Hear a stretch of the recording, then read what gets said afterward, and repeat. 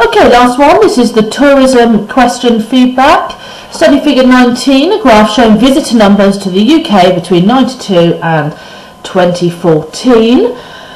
Use the following information to complete the graph. Everyone did this really well. 2014, 33, halfway between 32 and 34, nice straight line. Annotate the graph to suggest reasons for the trend shown. This is 3 marks, so you know you're going to have to write quite a lot. And it says annotate rather than label. So this is quite a tough question. We've got here 2008, the economic crash. So that would get you 1 mark, labelling that. But if you interpret it and said there were fewer international holiday makers because of that, people had less money, that would get you 2 marks. So 2012 we had the London Olympics, so we had lots of media, lots of advertising and consequently more visitors. 2001, so actually just there, was the 9/11 terrorist attacks in New York, and that gave a lot of people a fear of flying and reduced the UK visitors numbers.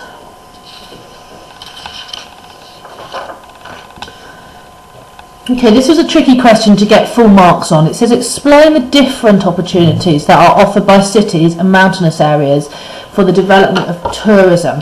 So it was about the different opportunities. There was a bit of misunderstanding about the word development of tourism. It doesn't necessarily mean development like building things. It can just mean growth. So lots of people were really good at describing what cities offer and what mountainous areas offer, but you had to explain why that attracted people. So in the cities you've got the museums, the culture and the nightlife, and some people gave specific examples like the Eiffel Tower. So we've got people going on city breaks, short city breaks, and it's also this idea of expanding knowledge, of expanding your cultural experiences, going somewhere different. With mountains, you've got the skiing and the climbing, so you've got winter and summer sports for people who want to be active, for people who want to do a lot of sport. You've also got views and the idea of appreciation of nature, which of course is something that you can contrast quite nicely with the cities, which doesn't have an appreciation of nature. We've got an appreciation of architecture, an appreciation of knowledge, an appreciation of history, whereas here we've got this one. Okay. So for level 2 there, you did have to look at the why. You had to explain why those characteristics meant that we could have more tourism.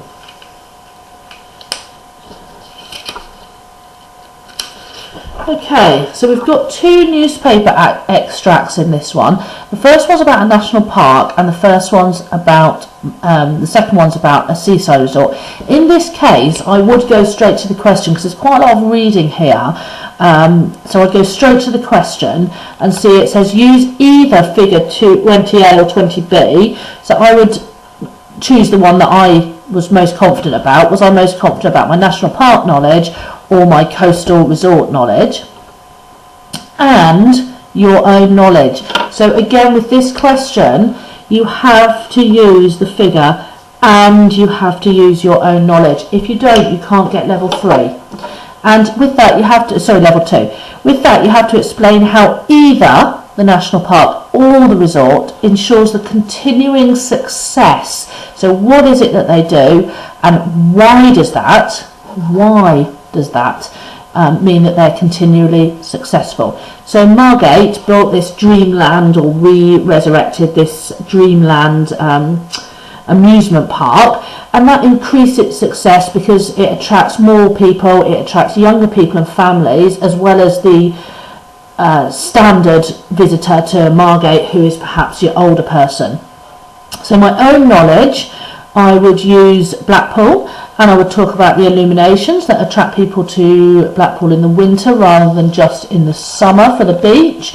And then I would talk about the Winter Gardens and the Tower Ballroom, the events, and lots of people mentioned Strictly Come Dancing, that increase the number of visitors, makes the area look more attractive, and it gives people things to do in wet weather, which also increases the number of tourists.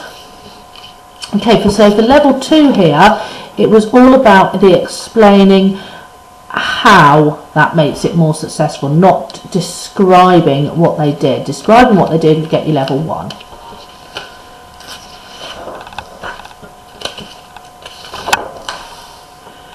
Okay, got a tricky question here. Outline one difference between mass tourism and ecotourism, but we've got 2 marks, so that is quite hard.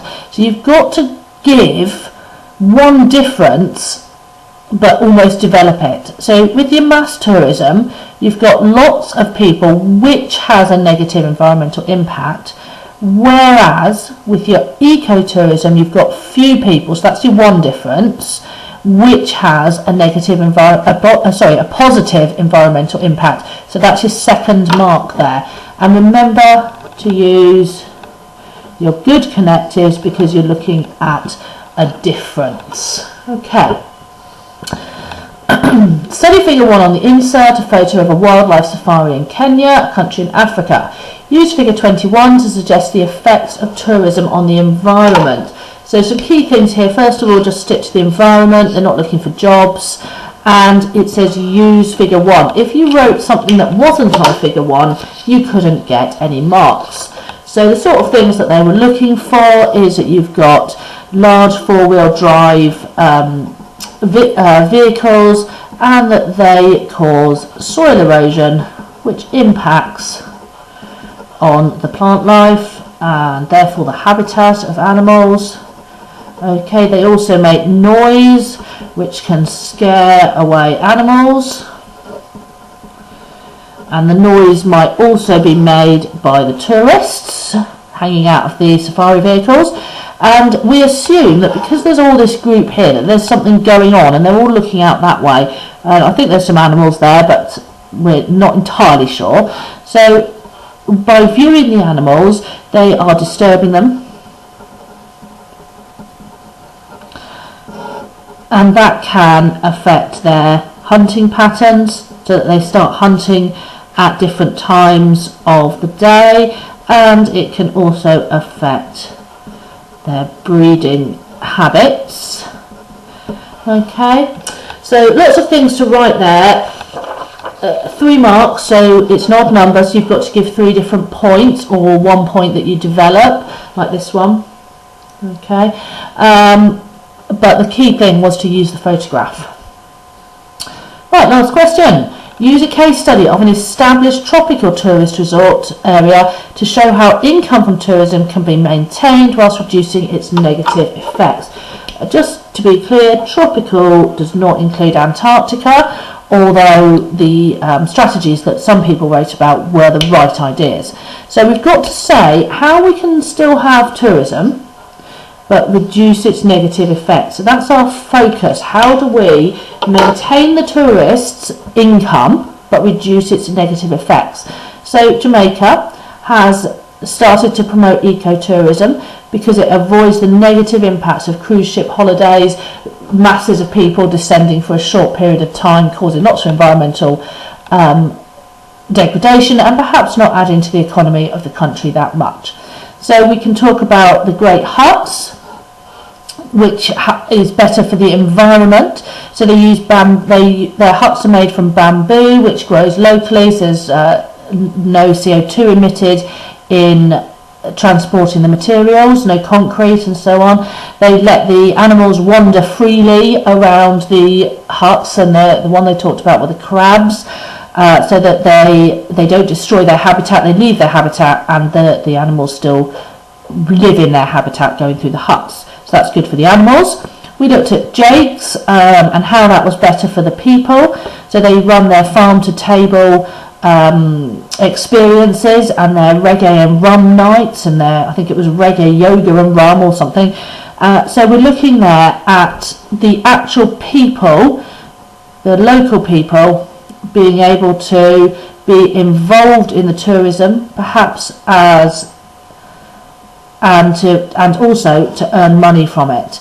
So you could also bring in the idea that there was artwork that acknowledge the local people's African roots, and that's really good for preserving those skills, for honouring that culture, and so on. So better for the economy because the money stays local, it avoids leakage. So that would be your 3 paragraphs there. Better for the environment, better for people, better for the economy. So you are showing how we're reducing negative effects and how we're maintaining income. The key thing here was to remember that if you plan it, you will write a better answer. So all of the minutes you invest in planning your answer result in a better answer, an answer that's more likely to get you 8 marks. It also is more likely to get you your 3 SPAG marks because you will use paragraphs, you will use ambitious vocabulary, you will have time to think about your spelling and your use of capital letters, and so on. Okay, and that's it.